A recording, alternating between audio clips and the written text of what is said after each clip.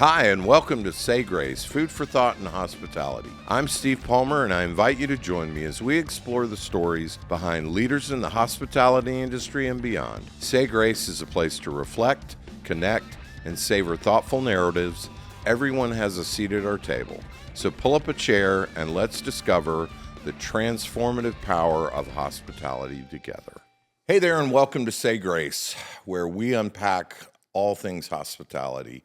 So happy today to have dear friends and people that I admire greatly in the industry, Lindsey Brown and Chris Shepherd.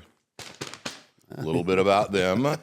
Based in Houston, Texas, Chris and Lindsey are the co-founders of Southern Smoke Foundation, a nonprofit that provides emergency relief funding, mental health services, and other resources for food and beverage workers in need of support.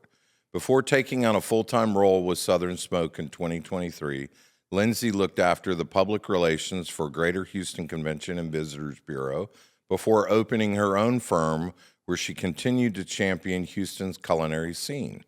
Today, she serves as both co-founder and executive director for the Southern Smoke Foundation and is heavily involved in other Houston-based nonprofits. A longtime Houstonian, that's very regal sounding. Chris began his fine dining career at Brennan's Houston, working as a chef and looking after the wine program before opening his own concepts, Catalan Food and Wine and Underbelly, where he earned national recognition for his culinary work. Today, in addition to his role at Southern Smoke, Chris is a cookbook author, a food and beverage writer, a culinary consultant, a James Beard winner, a television host, and public speaker. Under Lindsey and Chris's leadership, Southern Smoke has distributed, this is big, $14 million in relief funds to industry folks in need of assistance. And that number and positive impact continues to grow. Welcome, Lindsey and Chris. Thanks for having us. Thanks for having us. We're so happy to be here. It's so beautiful, and it's also just nice to sit and talk with you for a while. I know. Yeah. Even with the awkward microphone It's all right. too close to my face. So we met at McIntosh. You were our guest chef 2012, 2013. You hadn't won your Beard Award yet. I think you won that year. Yeah. And all I remember was, and still feel this way about you, you light up a room wherever you go. and you are, in those days, it was, you were going to roll out 15 like you were kind of where I was, where it's like we're doing the restaurant group thing. Yeah. I have stayed that path for better or worse. But I just remember, and I think you were doing his PR at that. Yeah. So we did meet it. Yeah, okay. It just literally just clicked when I was like, oh yeah, Lindsey was there. Yep. What a road it has been since then.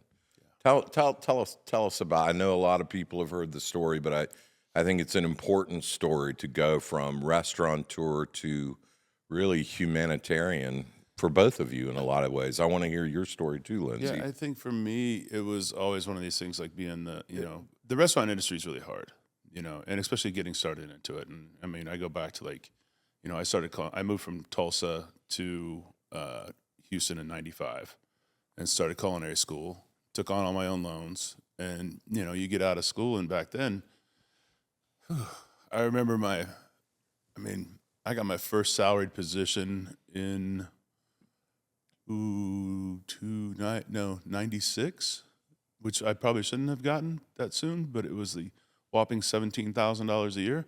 Mine was 30. Yeah, I was an assistant manager, and I was 400 a week take home. I was like, man, I'm living. I got insurance though.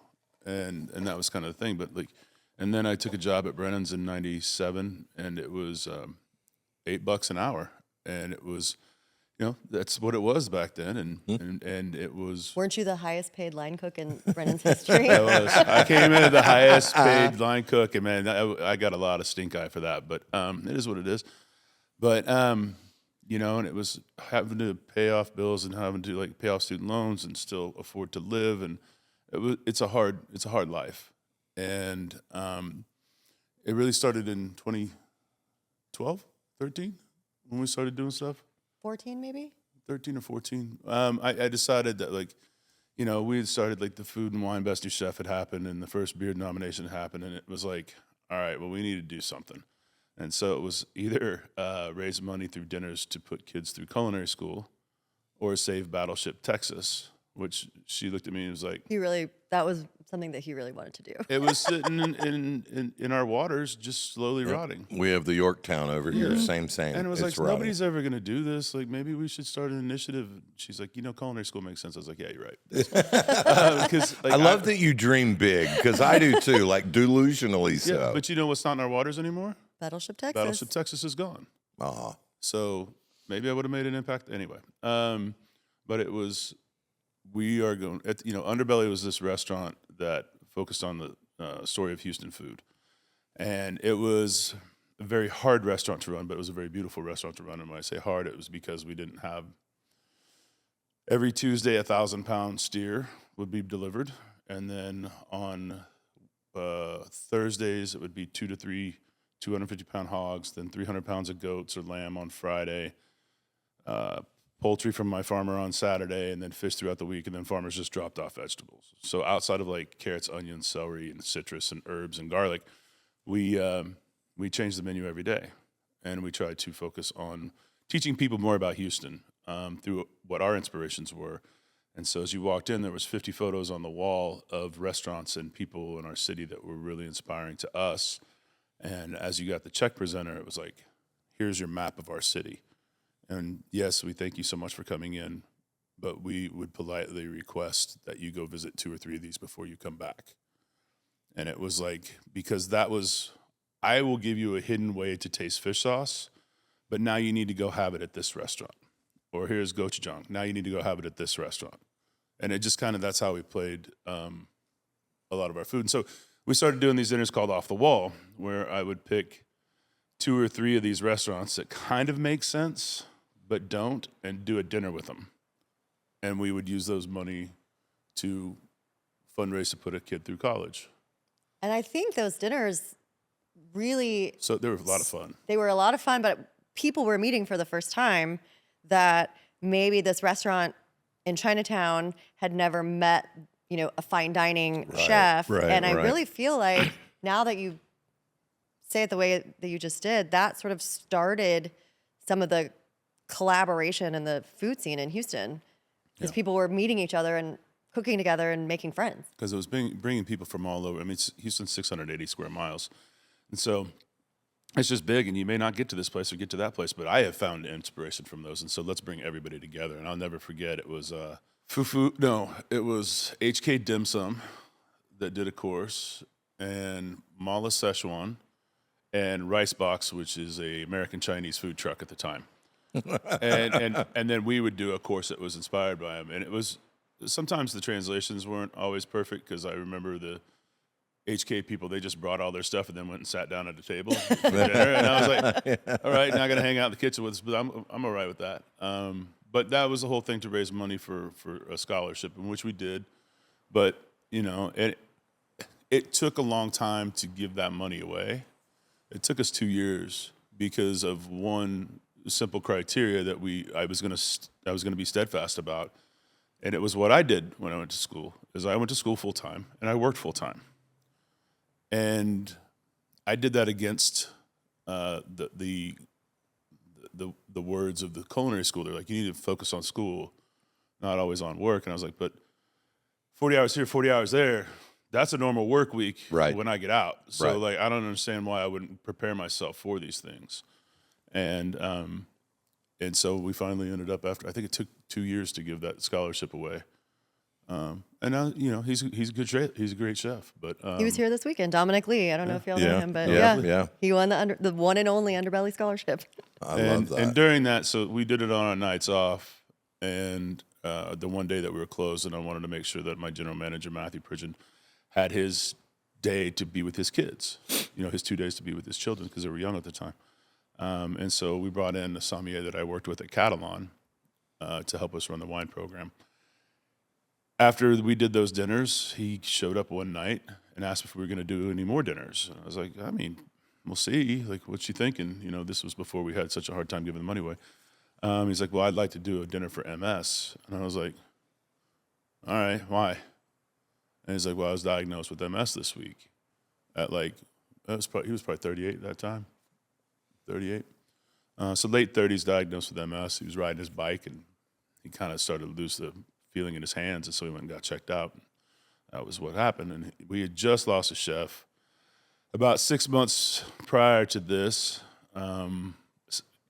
got 4 stars at a restaurant, which nobody was getting 4 stars back then, but was moving into a new role, signed a new lease on a spot, diagnosed with MS, didn't tell anybody, started to lose the use of his hands, and he died by suicide.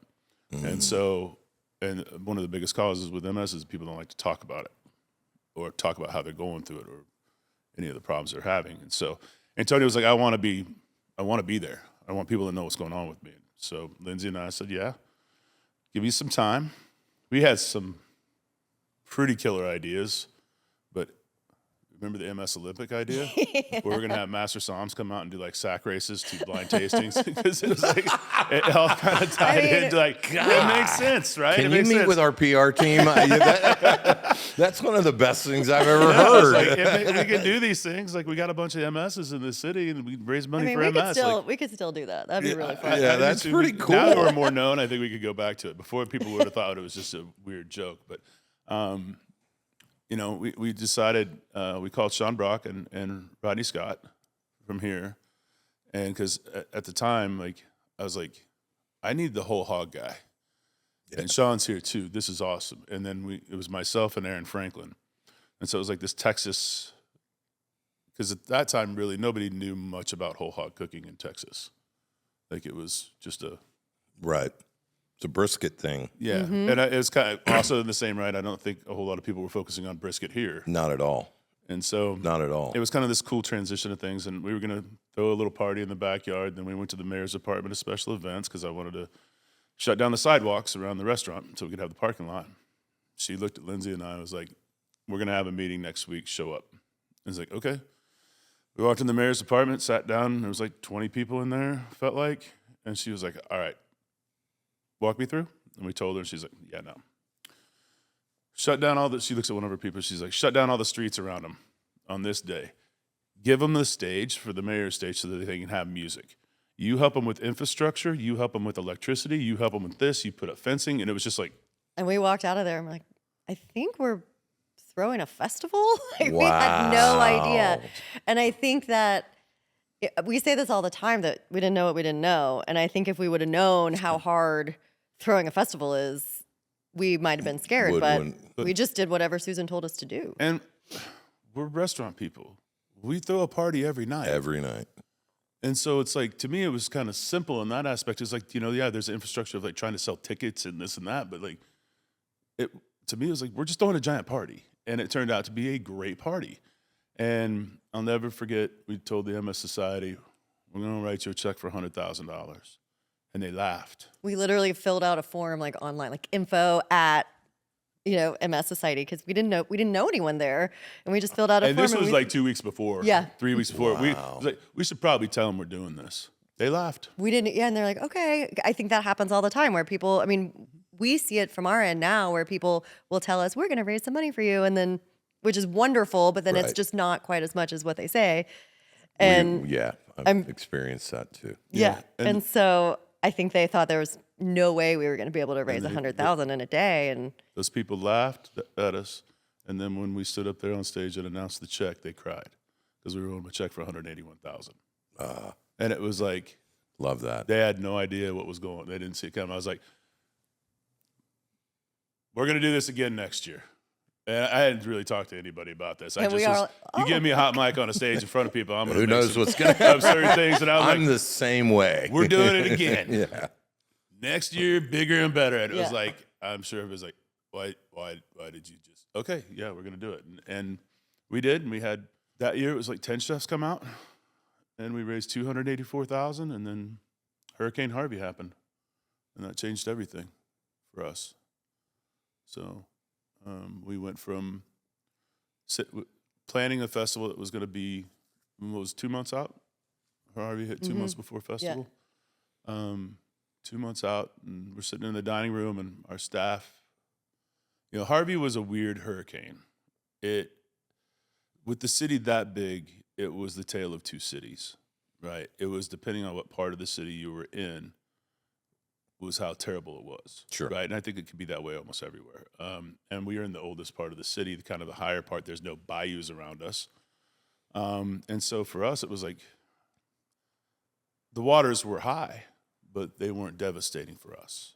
But, you know, the city had to make some tough decisions on opening levees into places that it was either sacrifice some to save the many, Right. and that's what they had to do. So they let levees out in places that had never seen water. It was either that or downtown was going to be decimated. There would be no downtown Houston. Right. And it really put a whoop into places that had never seen that waterfall before. And so we've got friends calling us like, how do we get money to you? Can I cut you a check for your dishwashers? And it was just like, no, we have to figure out a different way. And we had finally gotten a 501c3 because the first year, not so much. We sold the tickets to the restaurant. It was like, all right, no charitable. But we followed what the Giving Kitchen was doing. We looked at their guidelines and, you know, and looked and said, okay, they're paying rent and they're paying electricity and they're helping with certain things, but we need to go outside of that scope. Because what if this is a farmer that lost all their livestock? How do they rebuild? Right. Just following certain guidelines, we can't really dictate what their needs are. What is a drive-through worker that lost their car? How are they going to get back to work? So we figured out that way that people could take on we could take on applications, kind of go through a verifying committee and then award money. And it was trust was really big that first year because we're asking for sensitive information. Right. And a lot of people in Houston didn't want Chris to see their financials or really see anything. I'll be real honest, I don't want to see it anyway. And so right. that was when we established the anonymity for everyone who applies. We won't even ask your employer for verification unless you check a box that tells you that we can to verify your employment. But that was a big thing for us, is that letting people know we really will have the money that we're telling you that we're going to have after this festival. And so many people were raising money on our behalf. And we will be very protective of your information. And so that was, I think, our biggest challenge. Yeah, because if I were to sit in that meeting and verifying, I'd be like, lost all their pigs. Yeah, that's Felix. Go ahead and take care of that. You know, and it's just, it wouldn't have been the right thing. I never knew if my staff even applied, which was beautiful. Right. So we blanketed the city in flyers in English, Spanish, and Vietnamese to just restaurants all over. Because, you know, it wasn't for us. It wasn't about independent restaurants. It was just about everybody. About people. Because when you make the decision to work in a restaurant, it's like, if you're going in to be a prep cook, you really don't think about, is this an independent restaurant or is this a chain or is this you don't really care. You're usually like, I need a job to take care of my family. Right. And that's very important to us. And so we took on 235 applications roughly. And we granted 139 families $500,000 that year. Wow. So it was one of the greatest things is like, that's powerful. Catherine, who was our executive director, just walked up and she handed me a stack. And I was like, what is this? And she's like, these are all the checks that are going out today to these people. Most of them already have the money in their bank account. But this is just like the documentation of it. And I was just like, brought me to tears, you know. And it was. Was that the moment that you said, I'm no longer going to be a restaurateur, I'm going to be? No, that came in, you know, 20 really started to change my mind on things. I'm a weird human being that, like, I like the challenges. I like to find ways to make things work, whether it be, you know, setting up cameras like this all in my kitchen and doing cooking classes and sending out boxes to people that are like, we figured out a way real quick. I mean, within two, somebody was like, can we do a dinner? How do we do this? And I was like, I don't know. And I had somebody with a camera follow me around in the kitchen. And we sent out all the boxes with like all the ingredients prepped for them so that they could cook along with me. And then I was like, this is terrible. And so then I called another person that has more of a media company, and we put up 5 cameras in our kitchen. I had a control room in our pantry. And we do these dinners for 100, 150 people where we would deliver, here's a bottle of wine, here's a cocktail, here's all the ingredients for first course, second course, third course on all the sides. And then we put up monitors in the kitchen so I could watch what they were doing as well as they could watch what I was doing. And so I was teaching them how to cook the whole time. We ended up doing probably 150 dinners or something. Probably did 150 of those things and it was like making payroll. Yeah. You know, and that was the most important thing. And, you know, and I go back to that 230 applications, beginning of April of 20, we had 36,000 applications in nationwide. And so it was like. And what span of time was that? 2 years? 1 year? That was 3 years. Yeah. And when you look back at our numbers for like what we granted out the entire year of 2019, I think it was something like $100,000 each the year, whole right? year. Yeah. And I think 2018 was the biggest because it was Danny. yeah. We had a individual 2 or 3 days after festival, and all the chefs, you know, we raised a bunch of money, and the Houston Chronicle put their recap of the event out. And early September, a gentleman who owned a pizza and wing shop just at a city right outside of Houston was hit on his motorcycle by a box truck and was on his 4th brain surgery. And insurance said, you're done. You have 2 days. And you need to get into TIER, which is a high Brain rehabilitation hospital. Yeah. Or, you know, they told his mom, you're going to need to put him in hospice and watch him pass. Right. And nobody knew what to do. And it just happened that a volunteer on that floor was like reading the papers, like, you should talk to these people. And she helped put an application in. And I got a phone call. You got a phone call. And I was like, we're doing what? Like, you need $100,000 for what? Rehab. Seems a little expensive, but I mean, and she's like, no, Chris, this is the deal. And I was like, oh, yeah. And she was like, her mom wants to meet you, or his mom wants to meet you. And I was like, all right, cool. Well, I'll go take the check. We'll stop and get some burgers at Shake Shack. We'll just roll up, feed everybody. It'll be great. He's good. And we walked in, and the nurses are huddled praying in the middle of the area. And they're like telling us, you know, you guys are angels for what you're doing. I was like, I didn't really grasp the gravity by any means. Right. I was like, here's some burgers. And I was just like, this is kind of weird right now. I don't know. And like we walked in, they escorted him into his room, and they still hadn't put the plates back into his skull. And he's got tubes in his head, and his mom's sitting there with his sister, just full tears. And it was just like, and right then it was like, this is where we're at. This is where we need to go. And every time it gets hard, because it's hard. Throwing festivals is hard. Raising money is hard. And every single time we're like, why do we do this? And we're like, because of Danny. And even like was sitting with Stanhope last night, and he was like, I'll never forget in 22 when we brought festival back. Because Chris Bianco called me. He was at that festival in 18. He was like, can I go make pizzas at this guy's place? And I was like, Chris, this is long term, man. This isn't just like come in for a week and help. And he was like, all right, well, just let me know. And I said, well, Chris, when Danny stands up and makes a pizza with you, I'll know we did it right. And he's like, all right, well, I'll be there whenever that happens. Just let me know. I was like, all right. So he was at festival in 22. Danny had progressed really well, having great thought, great conversation, knew what was happening, having that cognitive theory and understanding life a little bit. And I'll never forget, I just sat and watched it. And his mom helped him get right up to Bianco's table. He put his hands on the counter, pushed himself up.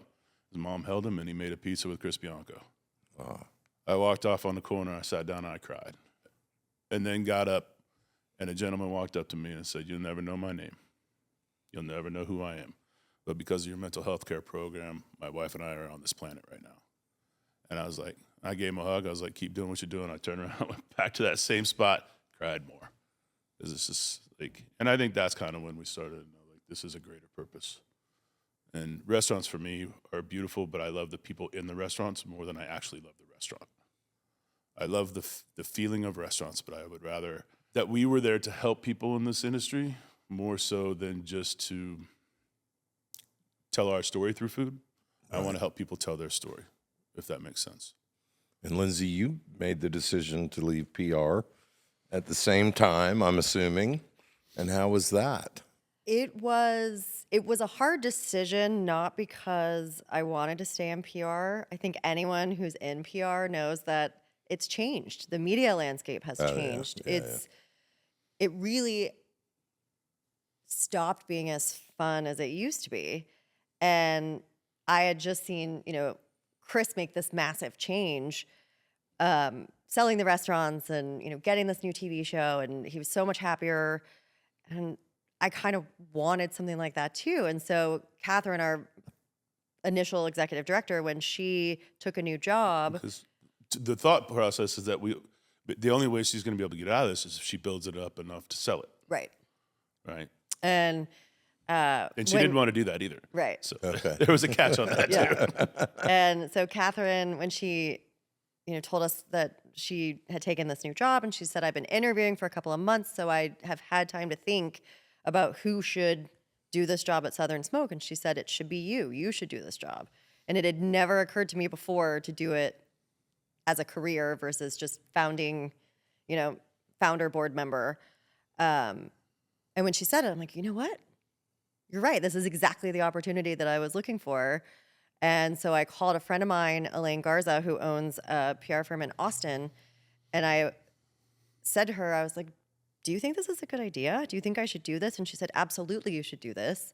And we have never come into Houston because of our relationship. So maybe it's time for, my PR firm to come into Houston, and we can work out a deal with your clients. And I'm like, okay. And it just sort of all happened. It felt like it happened the way it was supposed to happen. And my clients were taken care of, which was the most important thing. Sure. And, I got to do Southern Smoke full time. And I think Chris can attest to this as well. We really did not know the nitty gritty, how hard it is, the stories of the people that we're funding. It's heavy. Yeah. It's heavy. And, our case managers that are, working those cases every single day, they have a lot of heavy information that they work with. And so we also are making sure that our staff is getting the appropriate, mental health support that they have, because it's tough. Because, and I don't really know all the scenarios, but I know, I can't tell you a specific thing by any means, but I know what they have to deal with. And on any given day, they could be dealing with this person's car got repossessed. We have to work on that. But also then this person just came in that is a victim of domestic violence. We need to work on that real quick. And then it's also like, okay, and there's medical problems here with their children. And then it just goes on the list and list and list. It goes more and more. They just lost their home, or they just lost this. And it's like you're working with people at their most critical moments in life. And at that point, the thing that we always say is like kindness. Kindness, always. Kindness and empathy and understanding. And how do we get you through this is the key. You said something interesting, Lindsey, in the recovery and the addiction community. A lot of times folks get sober and then they start working in rehabs. And one of the common threads is they stop taking care of themselves. Because they're taking taking care of other people. And it can be detrimental. So I'm glad that you're thinking that way about your caseworkers, because I've seen it in my world where it can be detrimental. Yep. Backing up just a second, how did y'all meet? We met. I was working at the Convention and Visitors Bureau. Okay. And I had people that have been in the industry for a while probably remember this name, John Mariani, who is the critic from Esquire. I know John very, very well. So he was in town, and I took him to Catalan for lunch. And so that was the first time we'd ever met. But neither one of us really remembers that meeting because we're both so focused on making sure John is happy, John has a good time. And it requires a lot. It does. I remember he was there, and I remember there was another human there. And that was it. I was like, couldn't even have told you who. Was he toting the card with the daiquiri recipe? Absolutely. Okay. Yes. All right. Absolutely. Yes. But we already knew it, and so his daiquiri was at the table when he got there. Like, it was the first thing that was served. Nice. But my takeaway at that point was the food was good. He was really personable and good with media, so I'll just keep bringing more media to, Catalan. And we just got to be friends. And we were friends for a lot of years, because that was probably 2007. 2006. That was 2006, and we didn't start dating until 2013. And how did that happen?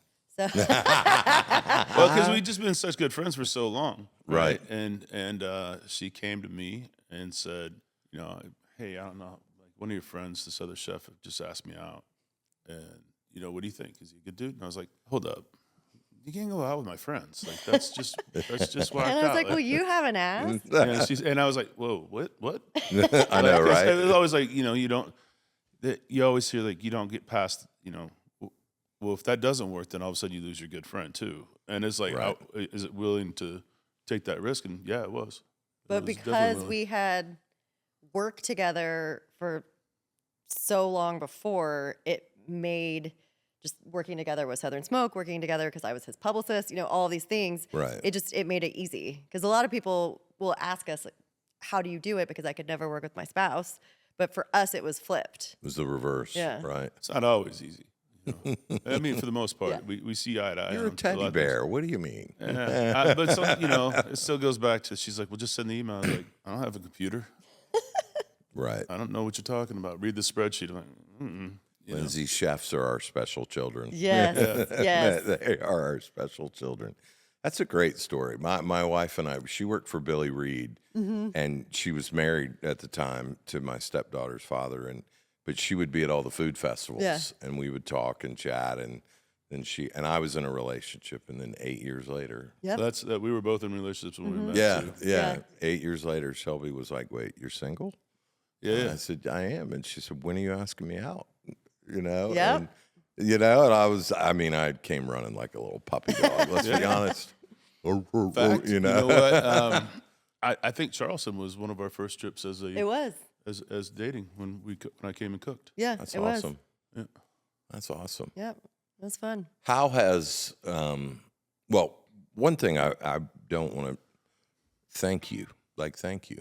Thank you. No, I mean the impact you're making is. I mean, Jen Heidinger is a friend of all of us. Obviously, Giving Kitchen is doing very similar work, a little bit different, but similar.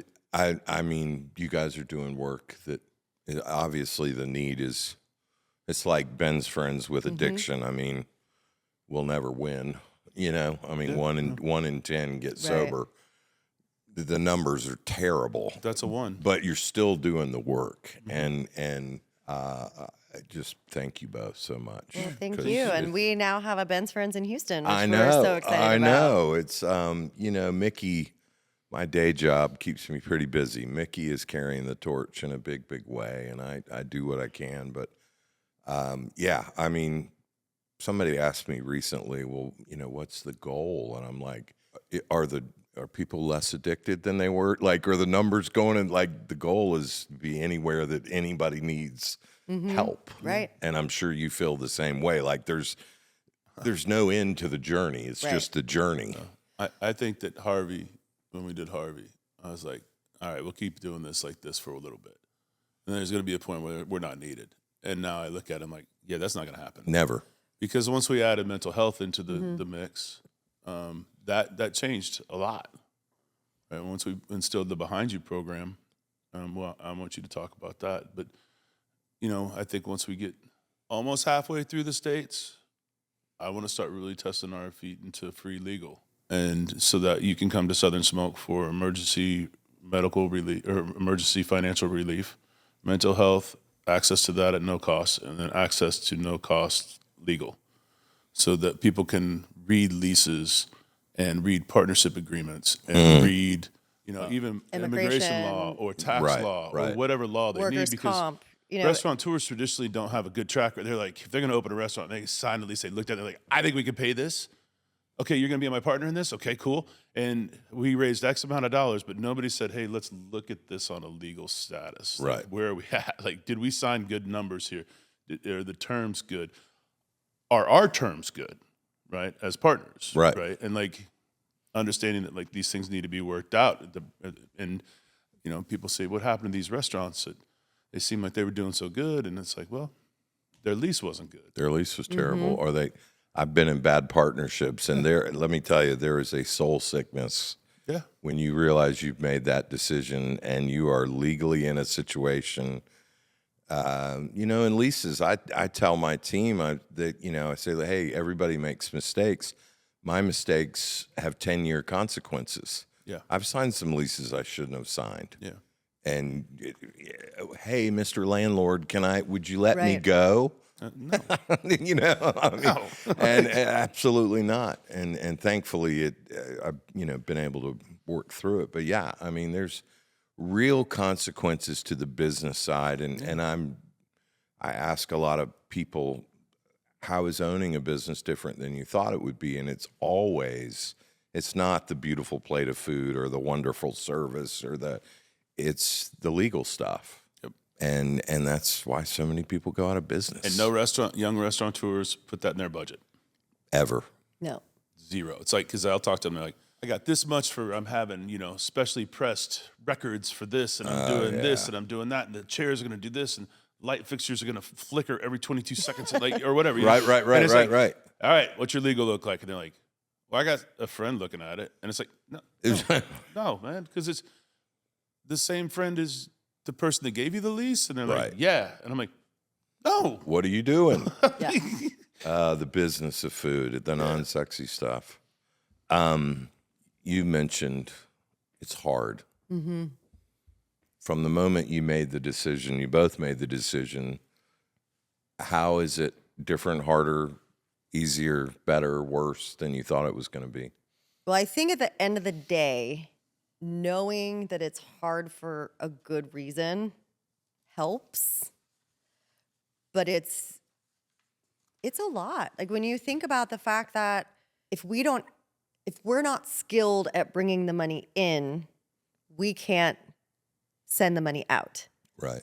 And Hurricane Helene was the first time, like this didn't even happen to us during the pandemic, but it was the first time that we were not able to fund everyone. Just because we have to, for the sake of the organization, for the sake of the people that need it in the future, we can't just drain our entire bank account. Right, sure. And so one of the things that we're doing right now is we've taken a pause on natural disaster relief until June. Okay. And we thought by giving ourselves this June deadline that it would at least get us into hurricane season. And then, of course, on January 8th, California fires. Right. And we all felt a little helpless that we weren't out there in front helping people that needed it right then. But what we do know is that those people that lost everything in California are still going to need our help in June. Yeah, they are. And so what we're trying to do now is come up strategically, how can we make the most meaningful impact? So who is the most vulnerable population? Do they have children in the home? Did they lose their entire workplace or their entire home? Like these are questions that we need to ask, not just have you worked in the industry for 6 months at 30 hours a week?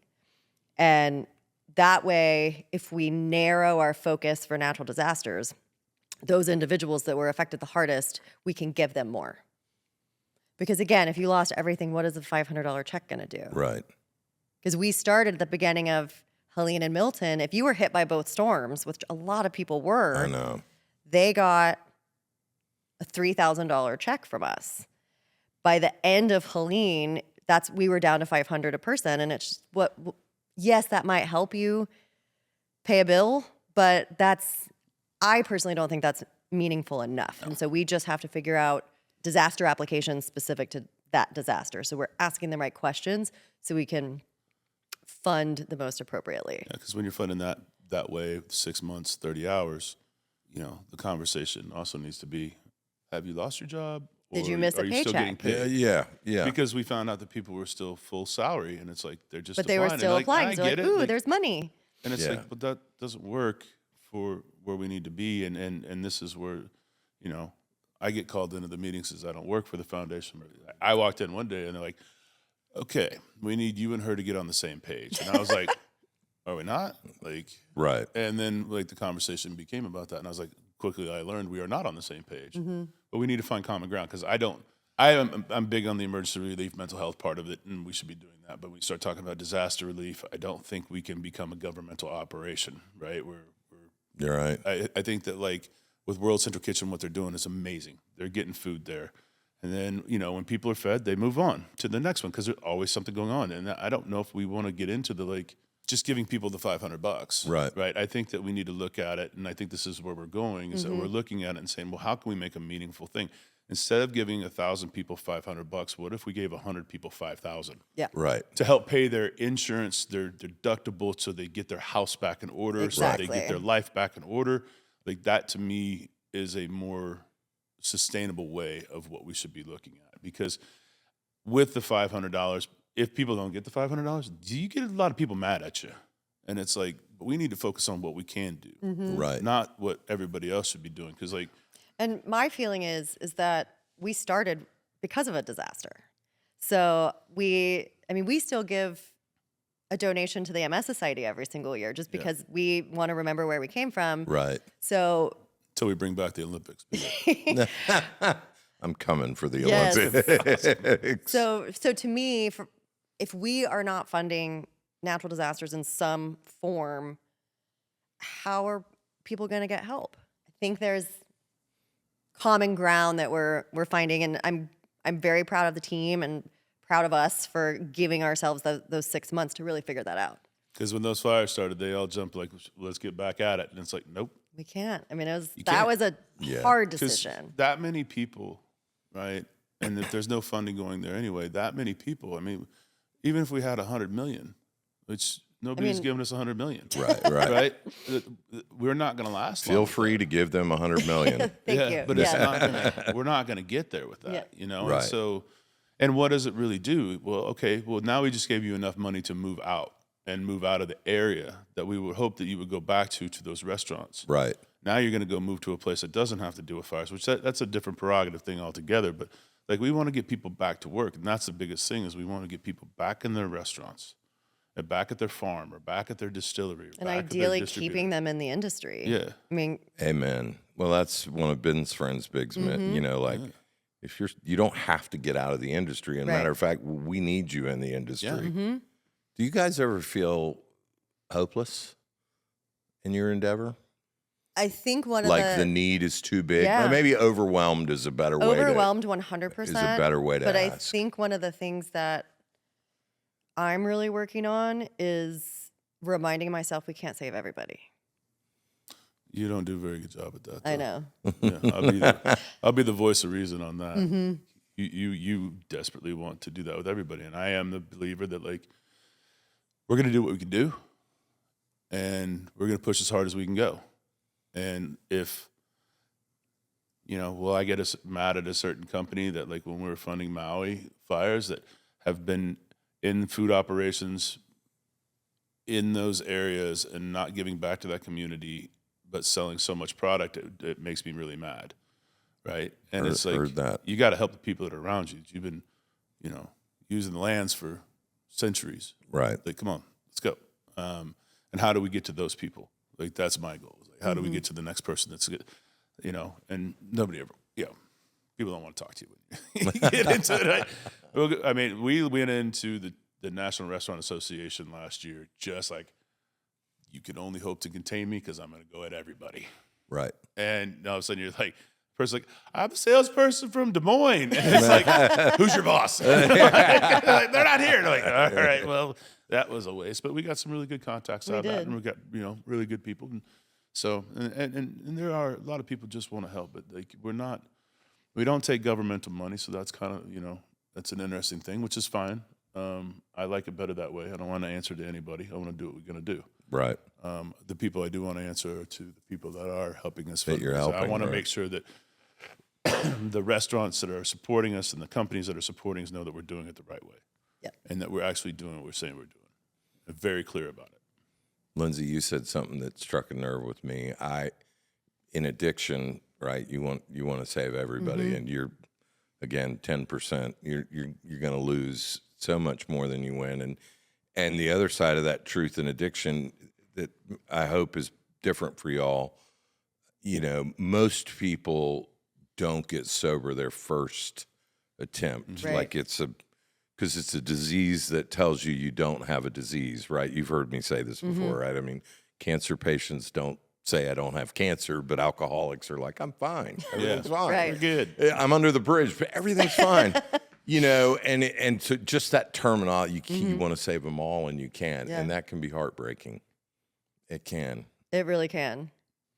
But, you know, we're hoping, you know, because when we're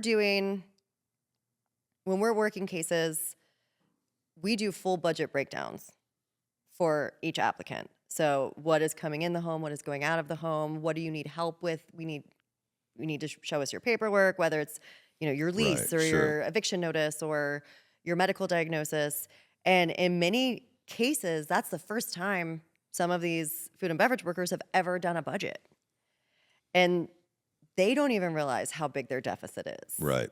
And part of my hope is that just that exercise might cause them to change some things in the future. You know, we're giving you the money to get you out of this crisis and hopefully keep you out of a crisis at least for 12 months because we fund once every 12 months. Right. But so once you've been funded, then okay. But Smart. Yeah, but now we even had the conversation last week. So with that, you may see that like this applicant has said they needed $1,500, but when the reality is they need $4,000. yeah. Right. And so when we come back and we're like, actually, we're going to give you $4,000 because that's going to get you away from. Because what good does it do if you're going to be in the same position the next month and we can't fund you the next month? Right. So that's sort of why we're doing, and we ask for a lot of things, you know? And I think on the one hand, we have to be good stewards of the money that the donors are trusting us with. Of course. But on the other hand, we're also trying not to make it so daunting for the applicant because, again, it's potentially their worst time of their life that they're coming to us to ask for help. And so how do we ask for all the things and do our due diligence and not place a larger burden on them? So it's, you know, that's something that we're always working through. But we're also trying to help people learn about themselves too, because we just had this meeting 2 weeks ago where it was like, all right, we're seeing the same people over and over again every year on the day. And it's like, all right, well, they only get 2 years. Right. We're going to fund them 2 years, and then they're off for 2 years. Right. And I think that's how it worked out. And so it's like, you can't just put your application in on January 7th every day or February 12th and just know, okay, it's been a year. Let me get my money, you know? Right. And so it's like, no, you need, if you're in the same situations, you need to figure better situations. Right. Just for yourself. Because that's the other thing. The key word that we use is we fund unforeseen crises. So Gotcha. We stick to that really hard. So slow season, you know that's coming. Right. Or, you know, a pregnancy is not unforeseen in most cases, but a pregnancy complication would be. So we would fund. Right. So Understood. it's, and that's a tricky thing to figure out too. But if you're able to plan, then you should be planning. So we're not trying to enable, we're trying to help, if that makes sense. Yeah. Do you ever worry you won't be able to raise the money? Always. Always. That's the driving fear. Yeah. I would say that's the driver. Is like, are we going to be able to keep raising money? And we just keep finding ways to do new things. like yeah. Potato sack races. Yeah, I'm telling you, that's not, Exactly. I have been pondering that. We have 7 MSs in our city right now, and that would be one heck of a party. That would be a heck of a party. And it's like, yeah, we could do that, but then that's an MS fundraiser, which I think is not, you know, which is a different scenario. But like for us, it's like now we do Decanted, which is the wine auction, and that's coming up at the end of the month. And last year we did it, and we thought we'd raise, you know, 250,000. We raised 700,000. This year, I hope that we raise $1 million, and if we can keep going in that, because we can't get our festival is 4,000 people, we can't grow that. Right. And so it's like that's where it's at, and you know, partnership dollars are great, and that's how we learn more about it. But it's also like, well, how do we start new events that actually raise funds, and how do we get people around the country to do kind of the same thing on our behalf? And like, and we found that works really well. I mean, there's a group in Raleigh today throwing a golf tournament. Oh, that's great. I mean, it's amazing. It's the Behind You Open. Yeah, the Behind You. Oh, I love that. And they had like a green jacket with the Behind You winner, so if they get you know, whoever wins gets the green jacket. And Love it. I mean, it's Love so it. great. And honestly, like, it was almost no lift for us. We have my colleague, our chief mission officer, is there just representing us, but they did it all. And it is incredible. That's and awesome. that's really, we saw a lot of that with all the disasters last year too, that it was, we always say, like, our tagline is taking care of our own. And we see that in our industry, that those are the people that are stepping up the most to raise funds for us, because it's also raising funds for them. That's pretty awesome. Every time we get a check to Ben's Friends out of the blue, and for us, a lot of times there's a tragedy wrapped around it. Yeah. My son died of an overdose, you know, but I'm so moved that there are people out there that are thinking about what we're doing. Absolutely. Without us even, without us even asking. That's great. It's really incredible. Yeah. Raising money is such an interesting thing. It comes from, Maker's Mark has been a huge partner of ours. And I had a journalist once ask, well, how do you feel about taking money for addiction from an alcohol company? And I was like, addiction doesn't care where the money comes from. Quite frankly, that's where the money, that's where a lot of the money is. Yeah. But for them to recognize that is amazing too. It is. Yeah. And Makers, shout out to Brown Farm. They've been they've been a huge supporter of Ben's Friends from the very beginning. And that means a lot. Luckily for Ben's Friends, we don't need a lot as y'all do. Your cause is noble in the raise. We need it's growing. Yeah. It's growing. We need a couple people and a place to have a meeting. And, Right. What's the thing you're most proud of? Honestly, I think it happens every single time someone reaches out to us and tells us that we changed their life. We got an email from someone a couple of weeks ago that we had funded, I'm not even sure how long ago. And they said that since then, they used that opportunity to really get it together. They got to cook with one of their heroes, chef heroes. They now own their own restaurant. Wow. Just this incredible, incredible email. I read it out loud to him, and it's just, when we get those, it's like, yep, that's why we do it. Right. And even the fact that they took a couple of minutes to shoot us an email just to tell us it means a lot. Sure. Because that keeps the staff going too. Right. Every single time we get one of those notes, we'd send it out to the entire staff, sometimes even the board, just like, this is why. The ripple effect. Mm-hmm. Pretty cool. What about you? I was hoping you were going to ask that question. Yeah. It's seeing what the team does, I think, and all the work that they do, because, I've worked with a lot of those people for a long time that are on the Southern Smoke team now, and to see the pride that they have. But I think it's more of a simple thing for me, because I know we're doing what we can do. We can't always do everything that we want to, but we're doing what we can. And I think that's, as long as we can understand that. But it's,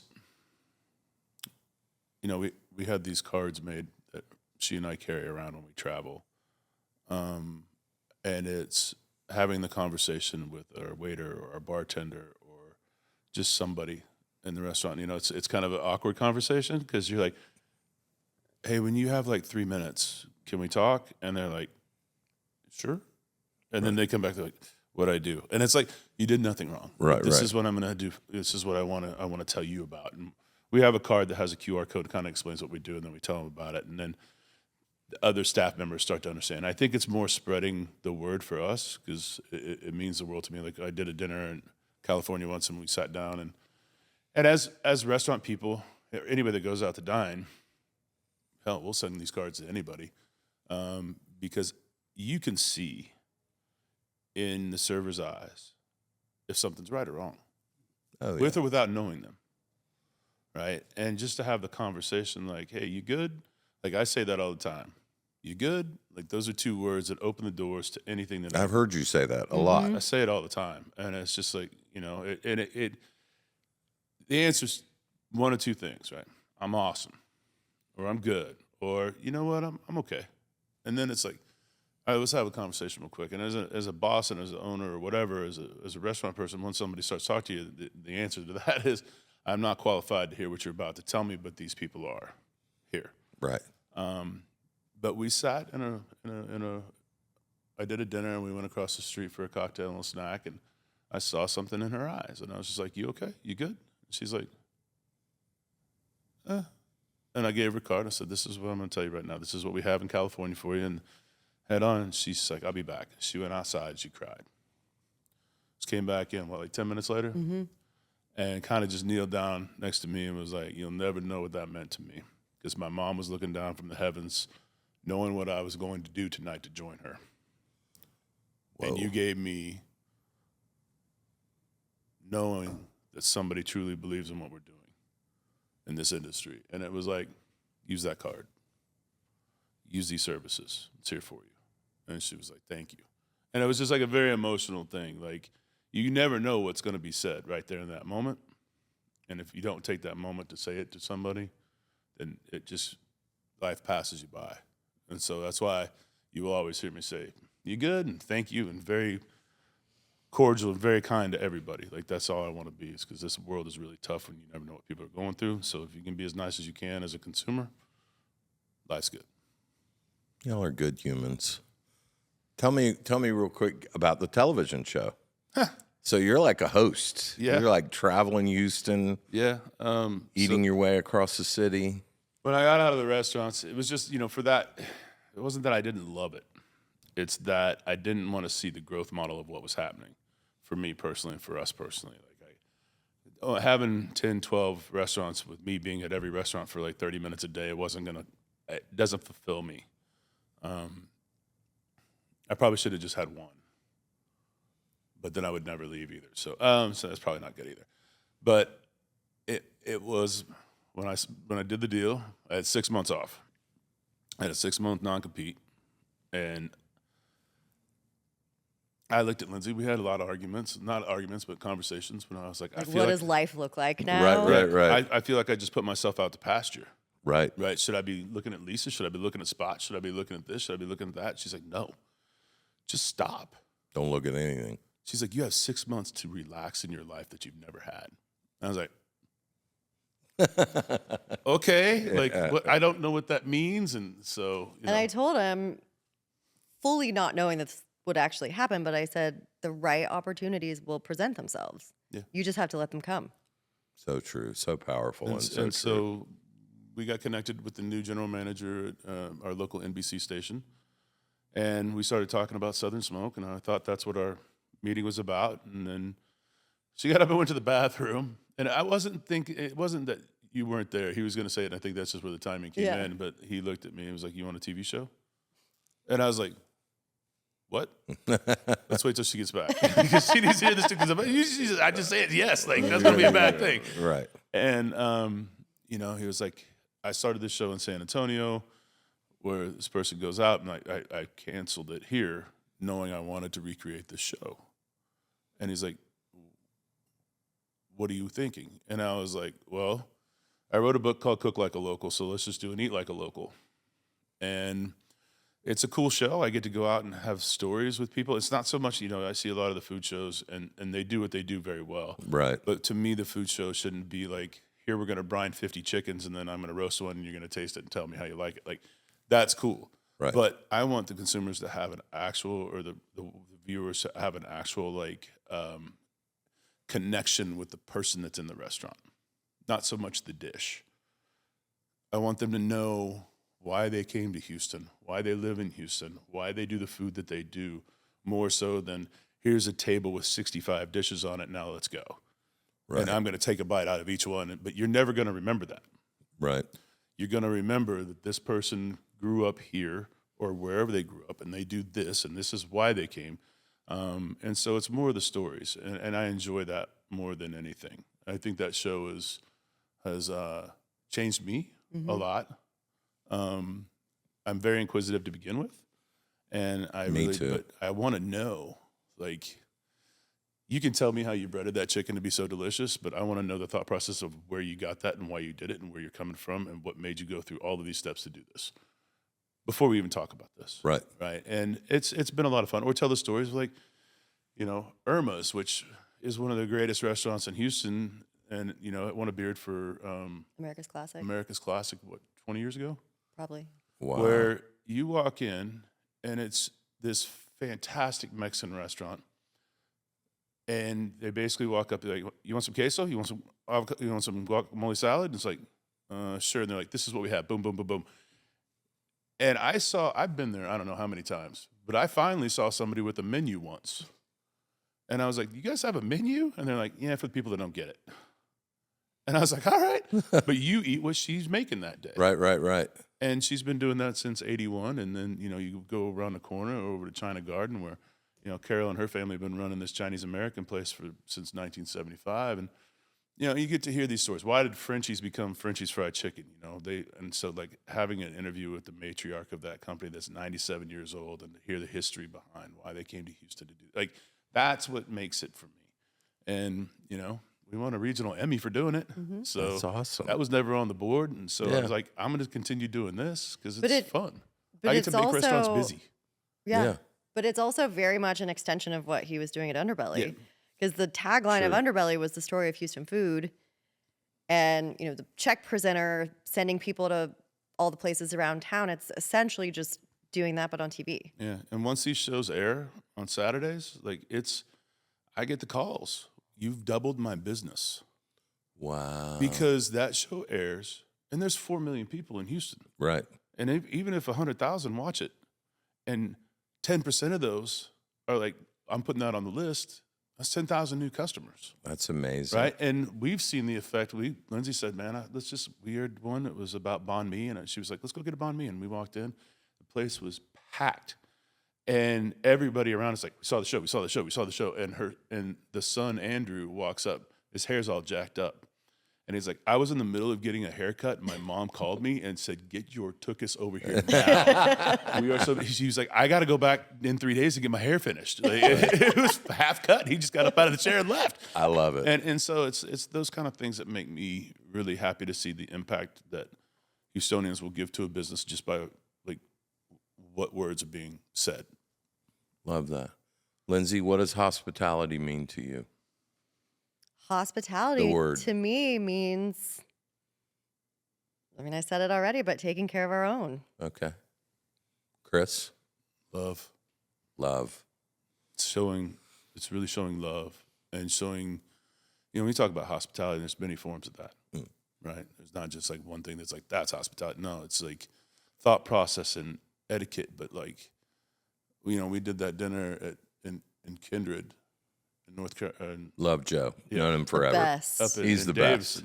And Katie too. Yes. Katie too. And they're sending us to all these spots of his, and theirs, and like the hospitality just overflowed. Right. With just not always generosity, but the tone, the words, the thought process. Like there's all these forms of hospitality. So I think it's showing love through your eyes, right? And it's that golden rule of treat people how you would want to be treated. I think if you can follow those things, then that's hospitality. The unexpected can always be there, but what's generally expected needs to be perfect because those are the things people will remember forever. The way you made them feel. Mm-hmm. Exactly. Lindsay, what's the thing you're most afraid of? I think there are a couple of things. You asked if we're ever afraid that we're not going to raise the money. Right, that's definitely a fear. But also, that's probably it. Because our team does such a good job of, taking care of the applicants and making sure that everyone's connected with their mental health. It's my job to make sure that they have the resources to do the work. And so it's scary. Afraid to let them down? Mm-hmm. Yeah. Chris, how about you? Very similar. It's I think it's less now than it was before, but it will always grow. Seeing people in need or in pain and not being able to do anything about it. And so, before we started this, that's what I saw. You saw that all the time, and now it's like we're going to do something about it. And so, but now it's just you see it on a bigger scale, right? And I think I don't want the dishwasher in upstate Wyoming to not be able to sleep because he can't pay a bill. And I think when we can get to that level of assistance, then I think we'll be good. But I don't think about the the foundation failing because we'll push that thing through so hard. Right. Like, and if we don't raise enough money, cool, we'll do it next year. But we're going to keep going. We're not going to stop. Right. I already know that's not going to stop. Like, this is a forever job for us. Like, people say, well, you're going to retire at some point. I'm like, no, we ain't. Like, how are we going to do that? Right. This, to me, still doesn't work. Right. This is like our service. And so I want to make sure that we get to all the people that need it before they make a decision that they can't come back from. Amen. Last question for both of you. What's your hope for the hospitality industry? It's a good one. I mean, my hope for the hospitality industry is that we're not needed anymore. Yeah. That's when you know that. That's monumental. I love that. No, listen. But that's hopes when and you dreams know should be big. That all the cracks in the foundation that I feel like the pandemic really exposed, they haven't gone away. Mm-mm. And there doesn't seem to be a grand plan for the hospitality community to be fixed in the ways that it's broken. But I do believe that that's when we will feel when we're not needed. Like that's when it's fixed. Chris? I mean, it's the same answer, right? I think that, we saw a pandemic, and she said, like, a lot of the cracks of that eggshell, like, got put into tea dye, and we saw it all, but we didn't decide to fix it. We said we were going to. And we may have fixed a little bit here and there, right? And I can only speak to our industry, right? But I don't, the day that we are not as needed as we are now, then we're good. But, like I said, I thought this would be a couple of years, and now I'm like, it'll be like 10. And now it's going to be like, who's going to take over for us? Right. And we need to have that succession plan at some point, maybe not now, but like in the years to come, because like, how do we grow this to a point where it's a viable safety net for our industry, where we don't need other people. We need each other in this industry to take care of each other. And if we can do that, I think we'll be good. And, I say we don't need others, but we do. But I see like governmental funding and things like that, where because of that, like we don't do that, so we can fund anybody. Mm-hmm. You get a taxable income, we can fund you. Right. And so like, I think that's the biggest thing is when we're not needed as much. When the systems in play that we have set up are fully successful and they just run, and we quit throwing things onto it, like going from emergency relief to now disaster relief to now mental health and now legal. Like, what do we do next? Like, how does this become a big net? I keep saying that, but that's what it really is, a big safety net. How do we get it to that point where everybody in this country, in the food and beverage industry, understands what's going on? And we all take care of it. Those are lofty goals for me. Yeah. But, man, I love it. Look, if you don't say it, it ain't happening. Yeah, that's right. Mm-hmm. Well, again, thank you both for the work you're doing. No, thank you for doing what you're doing. Yeah, man.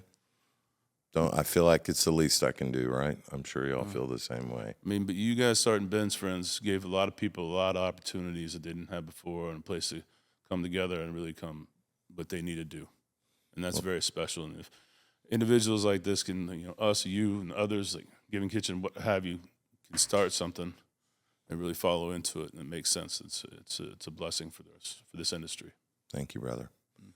Thanks for joining us on Say Grace. If you liked what you heard, saw, tell your friends, tell a coworker, log on. We're on all the platforms. Thanks, and have a great day.